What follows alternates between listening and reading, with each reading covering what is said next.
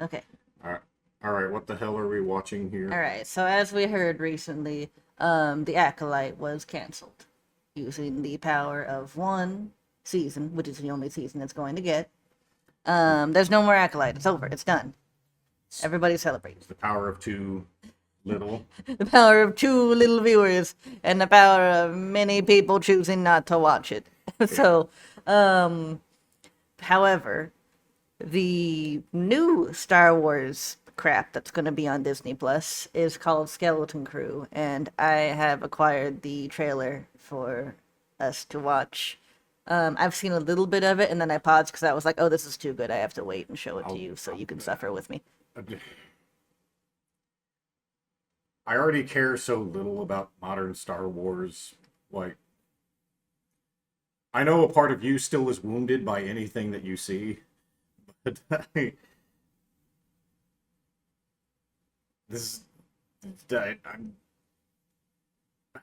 Well, I'm why, going to watch the trailer. Maybe I want moral support as we watch something that we both loved at one point. Do the Rich Evans clip go up in flames? And okay, here we go. fine. This is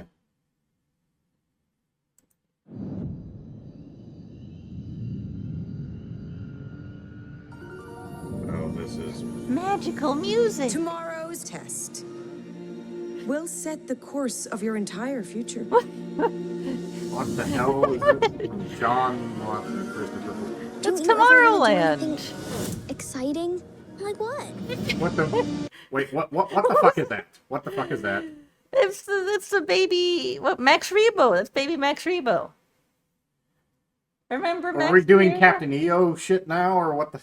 I guess so. I, So anyway, this is the Star Wars universe now. The American suburb with classrooms and hover bikes and all of that. That's what Star Wars looks like now.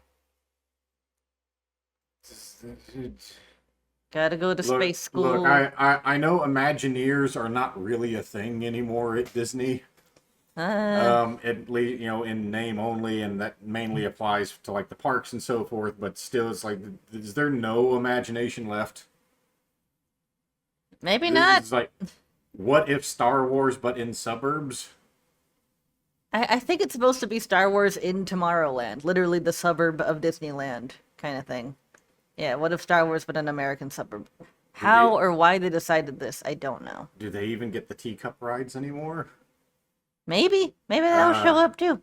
That would redeem this, if somebody Yeah. was like going down the highway and they're spinning the wheel and they're just probably They're just going teacup around, just yeah. spinning around. Yeah, go all the way. Okay, then I might be on board. I still wouldn't pay money for it, but I could at least see why somebody would watch that. At least there would be some useful clip. That's-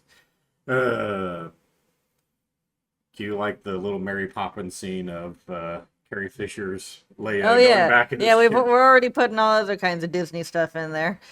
Just go all the way with it. Put the teacups in. All right. Don't you ever want to do anything exciting? Like what? That thing's What if horrible. we could go anywhere we want in the whole galaxy? That's real an adventure. Arthurian. No more pretend. This is I found something buried in the woods. or is do you this think it is? Star Wars meets Stranger Things? Yeah, this is Star Wars, Stranger Things, The Goonies. I think it's a lost Jedi temple. Look, they found a lost Jedi temple next to their house. They're gonna discover the secrets of one-eyed Obi-Wan. This is They're gonna find the lost Jedi treasure. They're gonna find the Jedi okay, gold. Star Wars, but Goonies. Is that really where we're? Is that what we're going? I think so. I think it's like we already tried to make Star Wars and Star Trek the same thing and we couldn't. So now we're going to go to 80s land where the Empire Strikes Back and the Goonies and all that are all the same movie. This is the kind of slop you're going to get now. Okay. Hello? Be careful where you step. Be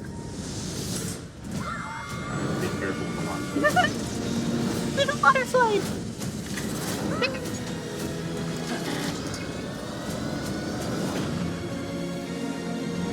my God. We're lost. Oh my gosh! And then the ship. Really Oh my god! Tis dangerous out there in space. Trust no one.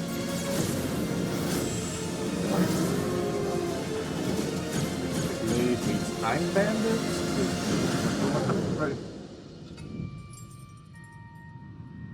Oh wow! I have the Force. You're a Jedi. Who's that? Um, Am I supposed to? I'm supposed to know who this is.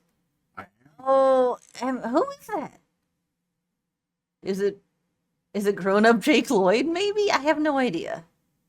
that would be a really odd That thing would. to put I mean, if you're gonna do anything, it has No, to be I- somebody. Obviously, no, he's I- giving me I- the member berry. I don't think it can be. No, it can't be Jake Lloyd. Who is that? Like Jake Lloyd was like completely emotionally and even physically stunted by all the abuse he unfairly took because George Lucas is a goddamn idiot. True, but he also needs money. It's more that if I see like a mediocre white dude show up in a movie, that's just a regular looking white dude to me. There has to be a reason because nobody's just casting white dudes in movies anymore. So why is he there? Like it's not. I'm guessing It's- member berry. It's not CGI Luke. Nope. I don't know. Maybe it'll be revealed to us. Okay, like this is like this is supposed to be the moment or whatever you're going to show the who are you? I'm El Generico. Who knows? No, Perhaps. El Generico would be fun. At least I could get a wrestling match. Actually, I'd at least get a semi-entertaining wrestling match out of El Generico. But It's Darth Plagueis. That's who it is. uh, All right, tell us who you are. It didn't say. It's just some guy. like I I am a dude. I found you in my cave. Right? Like, clearly I'm supposed to know who that is. I'm going to show you the power of the Force now. Yeah, exactly. Now they're all in a cage. And now that they're Yeah. all owned by Disney, I guess Exactly. If that's I'm in a Disney, young child actors in a Disney movie in a cage and an older dude comes up to them, it's a different movie. yeah. But yeah, so this is what's replacing the Acolyte. They're making a movie for kids. Tell us your impressions. What do you think is within the future of Star Wars based on this trailer? Utter failure. I mean, that's kind of the present as well, so I don't know if that's really much of a future, but I don't. Okay, they're going somewhere Goonies-ish with this, and then being launched out into space to go do shit. But it's like,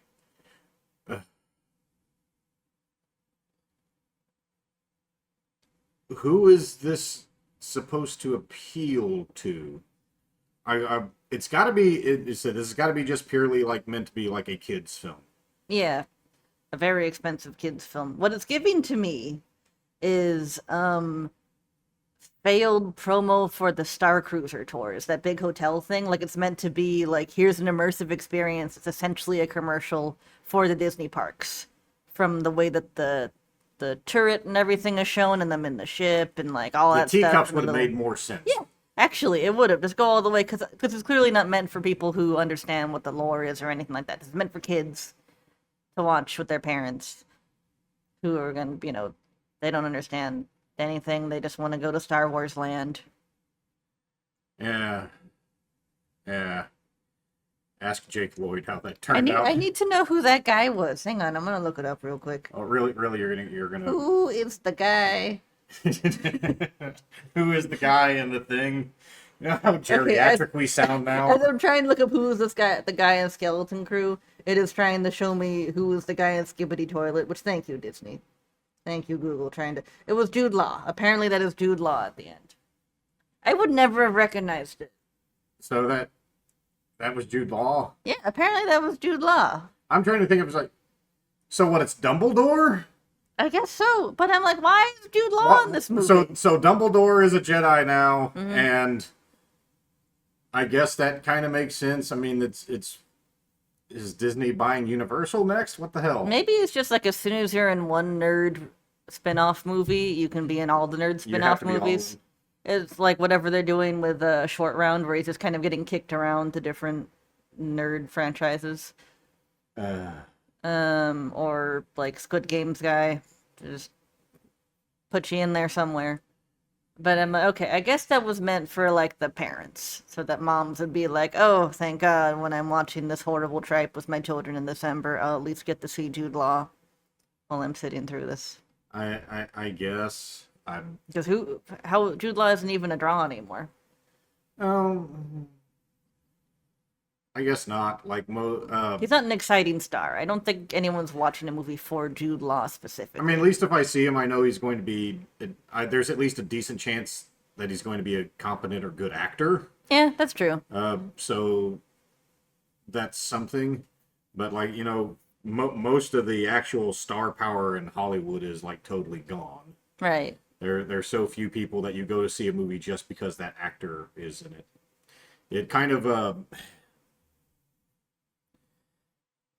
reminds me of like the commodification itself of like the Ultimate Fighting Championship and even like WWF/WWE or whatever that you're not going there to see an individual person like in boxing, it's still the fighter or whatever usually that sells the fights. See if you now it'd be like Tyson Fury or something, you're going there to see him fight, or you're going to go see somebody beat his ass. Yeah. Or like older like Floyd Mayweather or Pacquiao, or going to Mike Tyson or whatever. Yeah, it's for the boxer specifically. Yeah, but while UFC does have personalities in it, you are going to a UFC event. Yeah. So it's kind of commodified it to like the sense of like you're going there for the McDonald's experience. You're going there for the Burger King experience. You're going there for the Red Lobster, whatever type. It's more that chain feel. Yeah. And okay, this person's good or whatever, but this is the main draw. And that can help for a while. But if you don't keep churning out people that you can really get invested in their stories, eventually it just starts looking like the same crap over and over again. Yeah, like we were watching WrestleMania 50 or something, and they're just pulling out people. The 40? I don't know. The more recent WrestleMania, where they're pulling out the Undertaker and they're pulling out people that like I know, but I shouldn't know because I haven't learned the name of a wrestler since I was like 11 years old. Like those are the ones that I know. So there hasn't really been any super exciting like draw talent to the same degree as people from 20 years ago, which is a bad sign. Yeah, but if I start going on about my curmudgeon-y old man versions and beliefs about wrestling, we're not gonna do that. What we're gonna do is play an unrelated clip of Robert Downey Jr. in the Doctor Doom outfit constantly while we're talking about this, and everyone's gonna know what we're talking about. Yeah, but one of the few last stars. So that's kind of the person. It's like, shut up, don't go on about WWE. I have a different question. If you, or in Jude Law's position, if you were hired to play young Dumbledore and then went from that to playing a Jedi in a straight to Disney Plus kids movie, where would you think your career was going? Not really in a positive direction. Now, I don't know how long this has been in the works, though, because like so many things were like held back for you. Like even the Acolyte, as bad as it was like put on the back burner for some years. That's true, and this has that feeling of like basically because everybody was making their Stranger Things ripoff, cue unrelated Ghostbusters clip, but like everyone's been making Stranger Things ripoff since pre-COVID, so this movie could have been in the works then. Yeah, there could have been something there, or even like pre or even during COVID or whatever, as far as some kind of work or whatever. Where okay, I'm just glad to be working. Yeah. A part of me, if I wanted to go back more to the naive side or whatever, a part of me would be just happy to be in something Star Wars related. That's true. Like not quite, not quite near what it would have been. It'd have been, like Ewan McGregor's enthusiasm when he asked, "Hey, you want to be in Star Wars?" Yeah, I want to be in Star Wars. That kind of insight. I wouldn't have anywhere near that excitement. But if I was a professional actor and getting cast and stuff and picking up, it's like, what? Star Wars. Yeah, the guy who played Finn, like he was so excited to be in a Star Wars, And I remember I watched the interviews with him. He was so happy about it, and he was telling his parents, and his parents had no idea what Star Wars was, but he was delighted, and that was something that really got me to be excited about The Force Awakens, specifically Finn's actor being, I wish I could remember his name, but he was so excited about it, and then cut to 6 years later where he's like, I'm out. I never want to be involved in anything They again. ain't gonna Disney plus me. Yeah. You know? And man, such a waste of potential. Yeah, with he it. was the only person who was super excited. Everybody else was a lot more about it. I don't know if he was the only one, but out of the people that were basically being built as part of the main cast, you knew he gave a shit. Yeah, he was truly excited about Star Wars for Star Wars' sake. Grew up with it, all that. And then the greatest Star Wars film of all time, The Last Jedi, Yeah. which Amen. I unironically will defend as the greatest Star Wars film of the modern era, at the very least. The bar is so low. Yeah, I know, but I'll defend that, but not minor for different reasons. But it did shortchange what he could have been, and then basically he was just put on the back burner for Rise of Skywalker. I'm trying. It's the Yeah, the last one, Rise of Skywalker, Yeah, which the- hardly anybody saw anyway. yeah, where no Skywalkers rose. In fact, most of them were buried, as I It's recall. Leia's dead. Luke Everybody's is dead. The child of Han and Leia is dead. It's all Palpy, baby. Yeah.